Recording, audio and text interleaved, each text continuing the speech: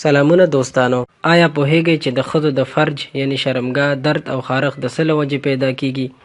دوستانو په همدې اړه تاسو ته ډیر مهم معلومات درکوو، خو د نورو ښکلو ویډیوګانو لپاره هم زموږ چینل سبسکرایب کړئ او دا ویډیو ملګرو سره شریکه کړئ چې نور خلک ترې هم ګټه واخلي.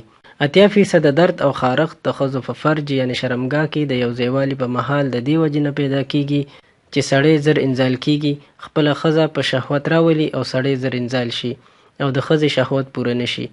کله چې شهوت پوره نشي نو پوهیږو چې میرمن مو انزال شوې نه ده، خو بیا هم میرمن له چپتیا بله لار نه لري، نو له همدې وجې بې ځایه درد او خارښت ورته پیدا کیږي.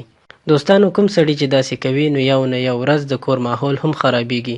ښځه که په خوله هیڅ ونه وایي خو زړه کې نفرت زیاتیږي او دغه نفرت بیا لانجو ته ورسیږي چې ښځه بیا کور کې د نورو غړو سره هم لانجې او جنګونه کوي، حتی چې ځینې وخت د خاوند خبره هم نه مني.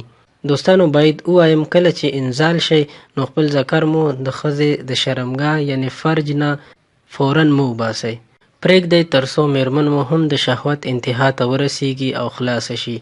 دې سره به مو ګډ ژوند له خوشحالیو ډک شي.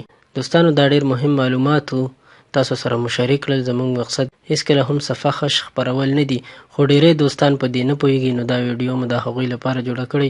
که ستاسو دا ویډیو خوښه شوې وي نو در سره یې لایک کړئ او ملګرو سره یې هم شریکه کړئ. زموږ چینل در سره سبسکرایب کړئ، د ګونګرو نشان هم ووهئ. مننه.